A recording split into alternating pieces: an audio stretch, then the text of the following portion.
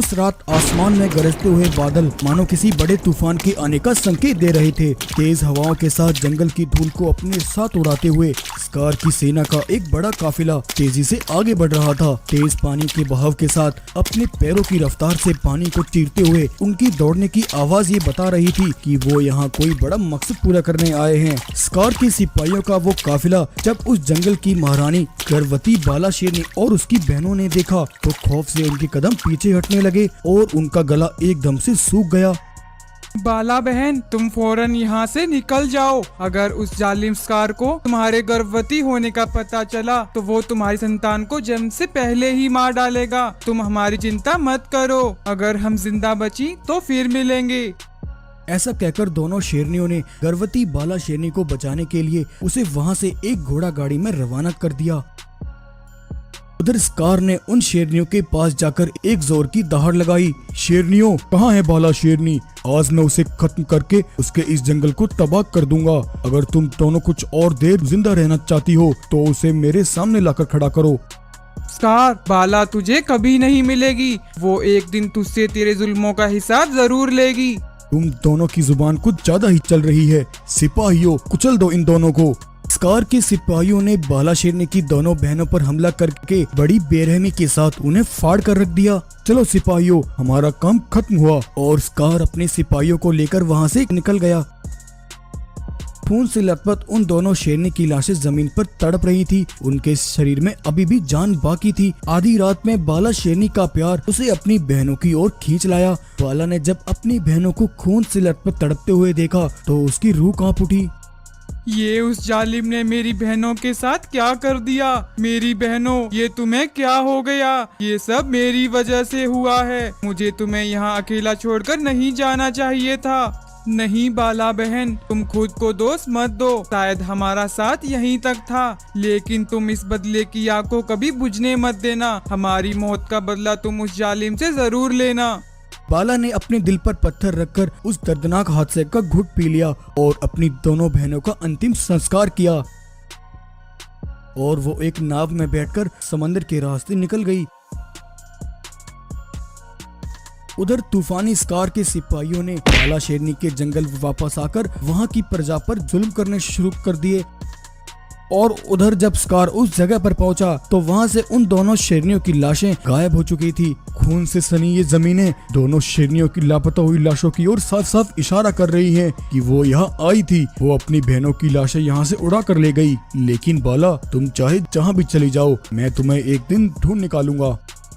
Scar ने जंगल आकर वहाँ की प्रजा को चेतावनी देते हुए कहा, तुम सभी जानवरों मेरी बात ध्यान से सुन लो। तुम्हारी मसीहा वो बाला शेरनी तुम्हें छोड़कर दुम दबाकर यहाँ से भाग गई है। वो तुम्हें बचाने अब यहाँ कभी नहीं आने वाली। अगर खुद को और अपने बच्चों को जिंदा रखना चाहते हो तो बस अब तुम मेरी और मेरे सिपाहियों की सेवा करते रहो, क्योंकि अब से यहाँ के राजा हम हैं। हा हा हा हा हा हा हा। स्कार ने बाला के पूरे परिवार को तबाह कर दिया और वो यहाँ का राजा बन गया। उधर बाला शेरनी कई दिनों से लगातार समंदर में भटकती हुई एक जंगल पहुंची जहां उसे एक भालू का घर दिखा। बाला को वहां देखकर भालू ने कहा, अरे शेरनी, तुम कौन हो? पहले तुम्हें यहाँ कभी नहीं देखा। बाला बड़ी दुखी मन से भालू को अपनी सारी कहानी बताती है।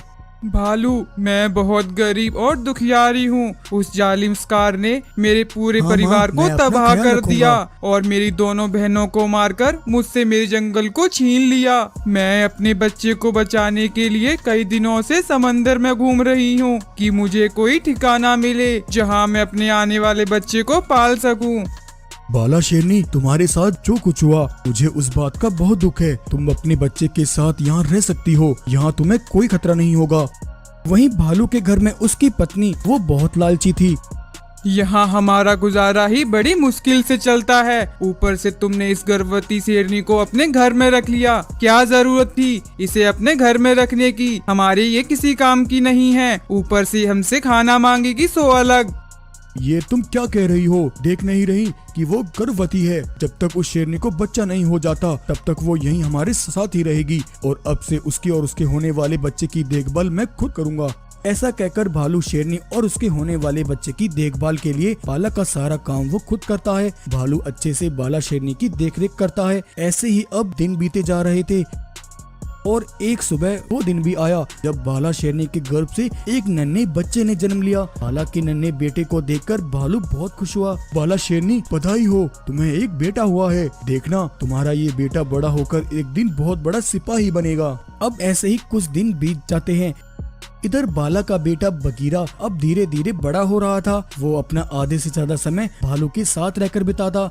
एक दिन भालू बगीरा के साथ समंदर किनारे खेल रहा था। अरे वाह बगीरा, क्या बात है, तुम तो खेलने में बहुत अच्छे हो। वहीं उस दिन समंदर में स्कार के कुछ सिपाही अपने जहाजों में बैठकर समंदर में गश्त लगा रहे थे। तभी समंदर में घूमते हुए उनकी नजर समंदर किनारे भालू और उस सफेद शेर पर पड़ी। अरे भाइयों, मैं जो देख रहा हूँ, क्या तुम भी वो देख रहे हो? ये सफेद शेर को ध्यान से देखो, इसकी चमड़ी और शक्ल हूबहू बाला शेरनी से मिलती है। हाँ भाई, मैंने सुना है बाला शेरनी गर्भवती थी, हो ना हो ये उसी का बेटा है।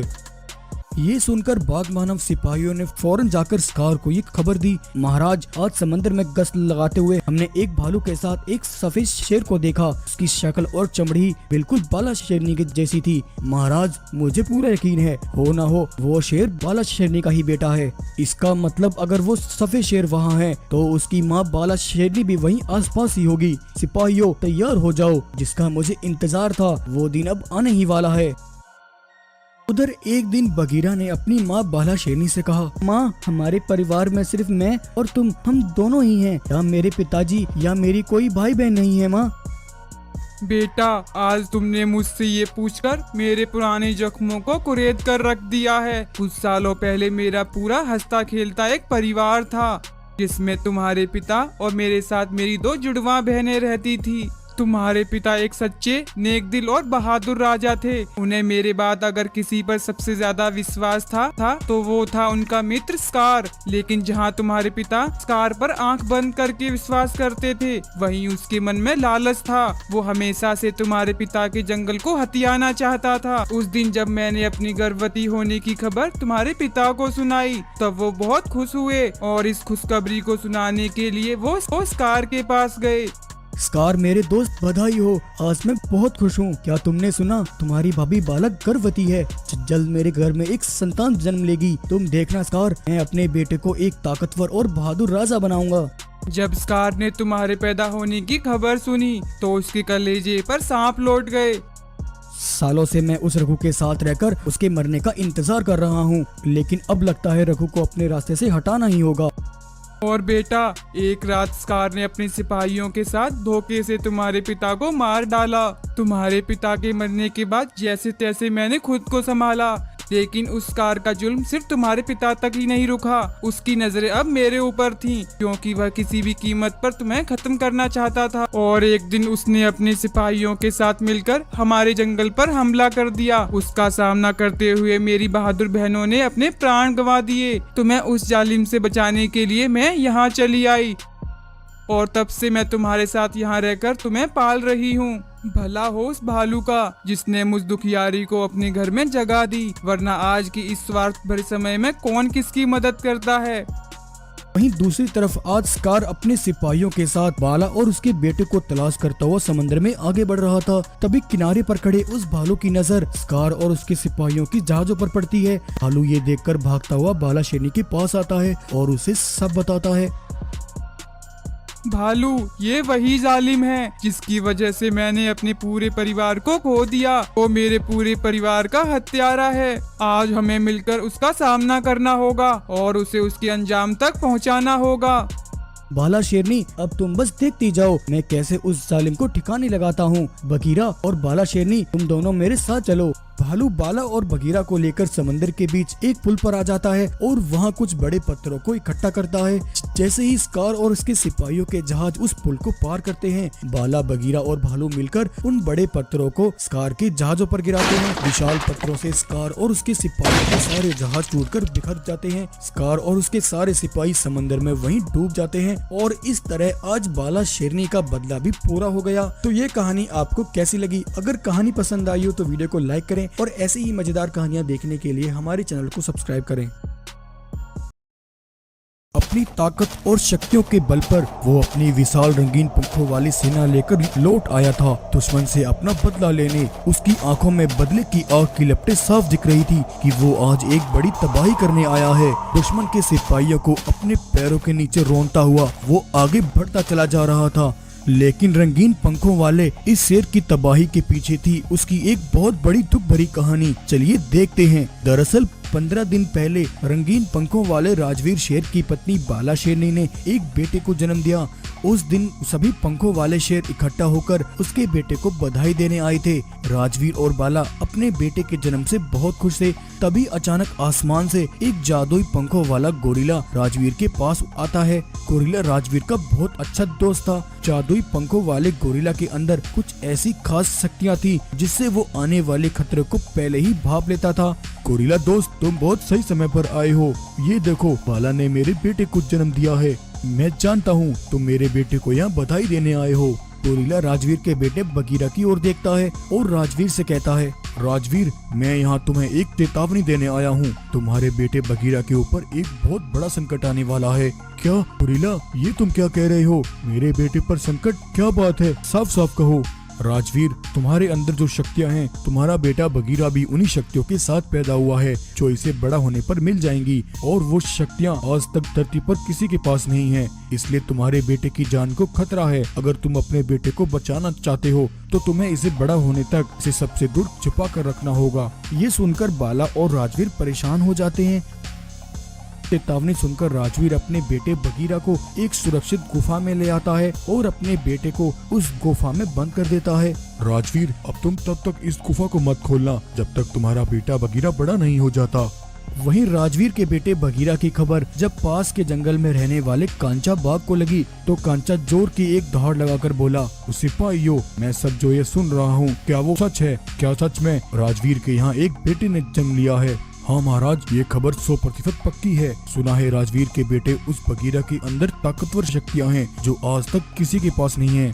इसका मतलब अगर उसकी वो शक्तियाँ मुझे मिल जाएं तो मैं पहले से कई गुना और ज्यादा ताकतवर बन जाऊंगा। फिर मैं राजवीर की तरह अपनी भी एक विशाल सेना बनाऊंगा और अपनी सेना लेकर मैं राजवीर को एक दिन तबाह कर दूंगा और राजवीर को अपना गुलाम बना लूंगा। ये कहकर कांचा अगले ही दिन अपने सिपाहियों को लेकर राजवीर के जंगल पहुंचता है। राजवीर, मुझे तुम्हारा बेटा चाहिए। कहाँ है तुम्हारा बेटा? तुम्हें इसकी बदले में जो कीमत चाहिए मैं तुम्हें दे सकता हूँ। कांचा, तुम यहाँ मुझसे मेरे बेटे का सौदा करने आए हो। तुमने ऐसा सोचा भी कैसे? चले जाओ यहाँ से, मैं अपना बेटा तुम्हें कभी नहीं दूंगा। ये सुनकर कांचा चुपचाप अपने सिपाहियों को लेकर वहाँ से चला जाता है और काली घाटी में उस पंखों वाले गोरिल्ला से मिलता है। दरअसल वो गोरिल्ला कांचा का वफादार सिपाही था। गोरिल्ला, तुम्हारे कही मुताबिक मैंने राजवीर के पास उसके बेटे बगीरा को लेने गया था, लेकिन मुझे उसका बेटा वहाँ कहीं नहीं दिखा। लगता है उसने अपने बेटे को कहीं छिपा दिया है। कांचा, राजवीर ने अपने बेटे को वहाँ छुपाया है। मैं उस जगह का पता जानता हूँ। ऐसा कहकर गोरिल्ला कांचा को राजवीर के बेटे का पता बता देता है। उधर राजवीर आज एक जरूरी काम से अपने जंगल से बाहर जाता है। इस मौके का फायदा उठाकर कांचा बगीरा को ढूंढते हुए उस गुफा तक पहुंचता है। लेकिन उस दिन गुफा के बाहर बाला शेरनी पहरा दे रही थी। जब बाला ने कांचा को वहां देखा तो बाला बहुत ज्यादा घबरा गई। बाला, अगर तुम खुद को जिंदा देखना चाहती हो तो अपने बेटे को इस गुफा से बाहर निकालो, वरना आज अपने बेटे के साथ तुम भी मेरे हाथों मारी जाओगी। बाला कांचा की बात नहीं सुनती और अपने बेटे को बचाने के लिए कांचा की तरफ हमला करने आती है। तभी कांचा बाला पर हमला करके उसे खून में नहला देता है। बाला की वहीं मौत हो जाती है। कांचा के सिपाही गुफा का दरवाजा खोलकर बगीरा को बाहर निकाल लेते हैं। हो। अब मैं इस राजवीर के बेटे की बलि देकर इससे इसकी सारी शक्तियाँ छीन लूंगा और फिर राजवीर के जंगल को हत्या लूंगा। ऐसा कहकर कांचा ने वहीं राजवीर के बेटे को जान से मार डाला। लेकिन बगीरा को मारने के बाद भी कांचा को बगीरा की शक्तियाँ नहीं मिली, क्योंकि कांचा ये भूल गया कि बगीरा के अंदर उसकी शक्तियाँ उसके बड़ा होने पर ही वापस लौट सकती थी। जब कांचा ने ये देखा तो वो बहुत ज्यादा घबरा गया और अपने सिपाहियों को लेकर वहाँ से भाग निकला। उधर राजवीर जब अपने बेटे बगीरा को देखने उस गुफा पर वापस आया तो अपने जवान बेटे और बालक की लाश खून से लथपथ देखकर उसकी रूह कांप उठी। ये सब क्या हो गया? मैंने तो किसी का कुछ नहीं बिगाड़ा, फिर मेरी पत्नी और बेटे के साथ ये किसने किया?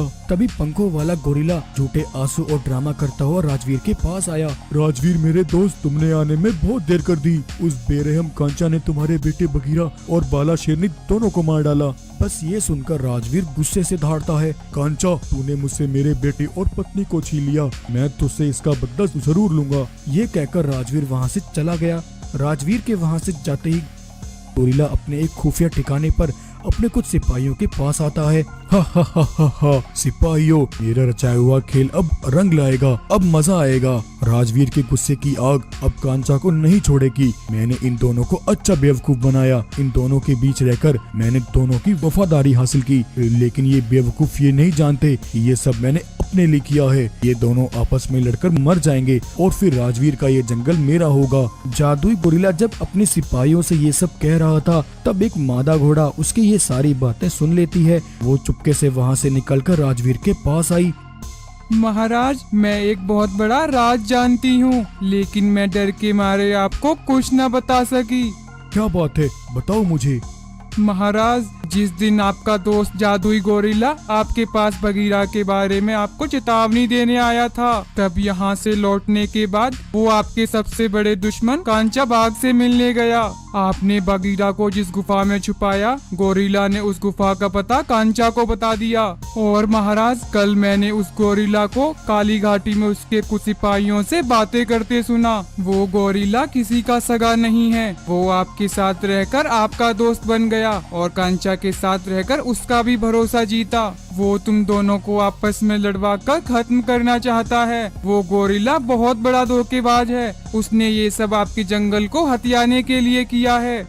जब राजवीर ये सब सुनता है तो उसे बहुत धक्का लगता है। इसका मतलब वो गोरिल्ला चाहता था कि सांप भी मर जाए और लाठी भी न टूटे। खुद मासूम बनकर वो अपना मकसद पूरा करना चाहता था। वो गोरिल्ला हम दोनों को ही बेवकूफ बना रहा है। अब कांचा के साथ वो भी मेरे बदले की आग से नहीं बच पाएगा। और इस तरह आज राजवीर अपनी विशाल पंखों वाली सेना लेकर कांचा से अपना बदला लेने उसके ठिकाने पर पहुंचा, जहां कांचा के पास जादुई गोरिल्ला भी मौजूद था। कांचा, तुमने जिस पर भरोसा करके मेरे परिवार को मुझसे छीन लिया, क्या तुम जानते हो तुम्हारा ये वफादार सिपाही तुम्हारा सबसे बड़ा दुश्मन है। इसने हम दोनों के साथ एक बहुत बड़ा खेल खेला है। ये तुम्हें मेरे हाथों से खत्म करवाना चाहता है ताकि वो खुद इस जंगल पर अपना कब्जा कर सके। गोरिल्ला, कांचा, तुम दोनों ही मेरे गुनहगार हो और आज तुम दोनों को ही इसकी सजा मिलेगी। ऐसा कहकर राजवीर और उसकी पंखों वाली सेना गोरिल्ला और कांचा पर टूट पड़ती है और एक के बाद एक राजवीर उन पर हमला करके गोरिल्ला और कांचा को वहीं जान से मार डालता है। इस तरह राजवीर अपने सबसे बड़े गद्दार गोरिल्ला और दुश्मन कांचा से अपने परिवार के खून का बदला ले लेता है। तो ये कहानी आपको कैसी लगी? अगर कहानी पसंद आई हो तो वीडियो को लाइक करें और ऐसी ही मजेदार कहानियाँ देखने के लिए हमारे चैनल को सब्सक्राइब करें। राधे बाघ अपने सिपाहियों के साथ सोने से लदी खचाखच गाड़ियां लेकर शहर की तरफ जा रहा था कि तभी रास्ते में राधे और उसके सिपाहियों पर दुश्मनों का हमला हो जाता है। राधे के सोने से बने ट्रकों में तेज धमाके होते हैं और उस धमाके के साथ उसका सारा सोना नदी में बह जाता है। राधे जब धमाके के धुएं से बाहर निकल कर आया तब उसे अपने सामने एक पत्र मिला जिसमें लिखा था, ये तो सिर्फ एक छोटा सा ट्रेलर था, आगे देख तेरे साथ क्या कुछ होने वाला है। अगर तू खुद को और अपने सिपाहियों को जिंदा देखना चाहता है तो तूने जो मुझसे छीना है उसे मुझे वापस लौटा दे। तेरे पास 48 घंटे का समय है। अगर तूने मेरी बात नहीं मानी तो अपना अंजाम भुगतने के लिए तैयार रहना। उस पत्र को पढ़कर राधे के चेहरे की हवाएं उड़ जाती हैं, उसके माथे से पसीना बहने लगता है। लेकिन राधे का ये दुश्मन कौन है जिसने आज राधे पर अचानक हमला कराया और उसकी राधे के साथ कैसी दुश्मनी है, आइए जानते हैं। दरअसल यहाँ आसपास के सभी जंगलों का राजा रुद्र एक बहादुर और जाबाज योद्धा था, लेकिन एक राजा होने के साथ ही रुद्र बड़ा ही रहमदिल था। उसकी रहमदिली और अच्छे व्यवहार के चर्चे बहुत दूर दूर तक फैले हुए थे। रुद्र हर रोज जंगल की बस्तियों में रहने वाले गरीब और अनाथ जानवरों को हर रोज 2 वक्त का भोजन कराता था और उन्हें उनकी इच्छा अनुसार अनाज देकर उनकी मदद करता। रुद्र का जंगल आसपास के जंगलों में सबसे खुशहाल जंगल था क्योंकि रुद्र जैसे राजा के रहते वहाँ के जानवरों को ना कोई दुख था और ना कोई परेशानी थी। रुद्र की इस सुख समृद्धि और संपत्ति के पीछे उसे विरासत में मिली उसके पास एक ऐसी खास जादुई मशीन थी जो किसी को भी पल भर में धनवान बना सकती थी। उस मशीन में एक सिक्का डालने पर वो बदले में 100 सिक्के बनाकर देती और थोड़ा सा अनाज डालने पर वो अपने अंदर से अनाज की बोरियां निकाल कर देती। उस चमत्कारी जादुई मशीन की वजह से रुद्र आज आसपास के जंगलों में सबसे धनवान राजा था। जब रुद्र का नाम और शोहरत चारों तरफ इतनी फैल गई तो पास के जंगल में रहने वाले कांचा बाघ को ये चिंता सताने लगी कि कहीं उसके जंगल के जानवर भी बाकी जंगलों की तरह रुद्र को ही अपना मसीहा ना मान ले। कांचा की ये चिंता दिन प्रतिदिन बढ़ती ही जा रही थी क्योंकि उधर रुद्र का नाम और उसकी ताकत बनने लगी और उसे सब जानने लगे। यहाँ तक कि रुद्र के वो दुश्मन जो कभी उसके खिलाफ हुआ करते थे वे सभी रुद्र के आगे अपना सर झुकाते। लेकिन रुद्र का स्वभाव कुछ ऐसा था कि वो अपने दुश्मन को भी अपने दरवाजे से कभी खाली हाथ नहीं लौटाता था। एक बार जब रुद्र जंगल में गरीब और मजलूम जानवरों को अनाज बांट रहा था तभी जानवरों की भीड़ में कांचा के कुछ सिपाही वहाँ मौजूद थे। रुद्र की उस जादुई मशीन से खटाखट अनाज की बोरियां निकलते देख कांचा के सिपाही हैरान हो गए और वो फौरन अपने सरदार कांचा के पास पहुँचे। सरदार, मैं जानता हूँ आपके दुश्मन उस रुद्र के नाम और संपत्ति के पीछे आखिर क्या कारण है। हमने उस राज का पता लगा लिया है। सिपाहियों, वो क्या राज है, बताओ मुझे, जल्दी बताओ। आखिर रुद्र की इस अपार शोहरत के पीछे वो कौन सा राज छिपा है। कांचा के सिपाही राधे को रुद्र की जादुई मशीन के बारे में सारी बात बताते हैं। जब कांचा उस मशीन के बारे में सुनता है तो उसके कान खड़े हो जाते हैं। इसका मतलब वो रुद्र वो उस जादुई मशीन के बलबूते पर इतना उछल रहा है, लेकिन अब उसके नाम और शोहरत का आसमान से नीचे धरती पर गिरने का वक्त आ गया है। कैसा होगा अगर उसके पास उसकी वो जादुई मशीन ही ना रहे। ना रहेगी मशीन और ना बजेगा रुद्र के नाम का डंका। सिपाहियों, तैयार हो जाओ। ऐसा कहकर कांचा अपने सिपाहियों के साथ एक प्लान बनाता है। कांचा के सिपाही आधी रात रुद्र के जंगल आकर उसकी जादुई मशीन को चुराकर वहां से भाग जाते हैं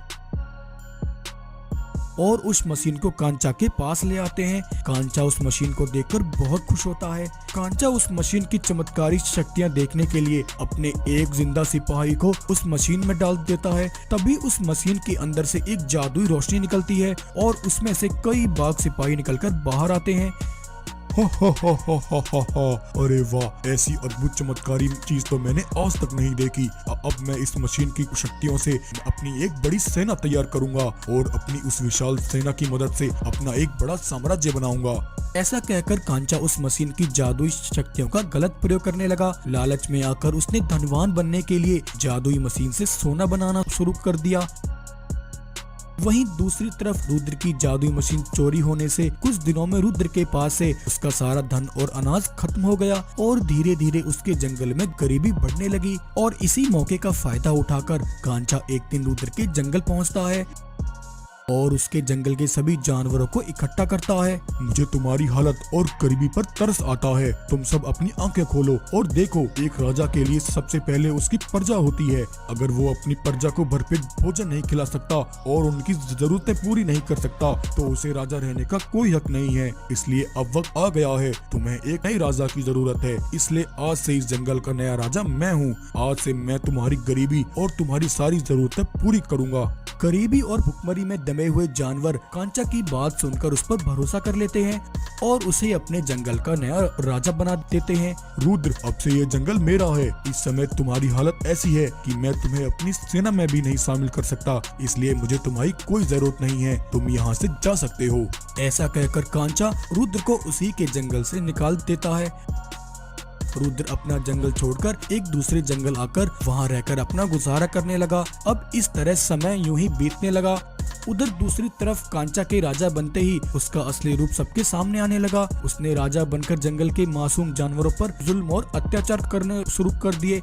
वो जंगल के गरीब जानवरों को अपना गुलाम बनाकर उनसे सारा दिन काम कराने लगा और जो कोई उसकी बात न मानता तो वो उसे बड़ी भयानक मौत देता। कांचा का जुल्म हर दिन बढ़ता ही जा रहा था।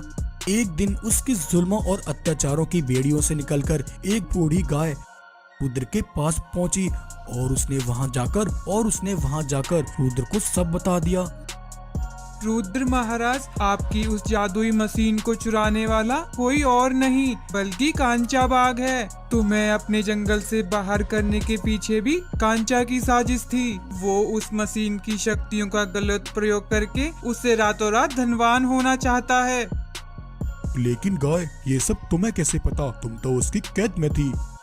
हाँ रुद्र महाराज, दरअसल कांचा ने उस जादुई मशीन को एक गुफा में छुपा कर रखा है।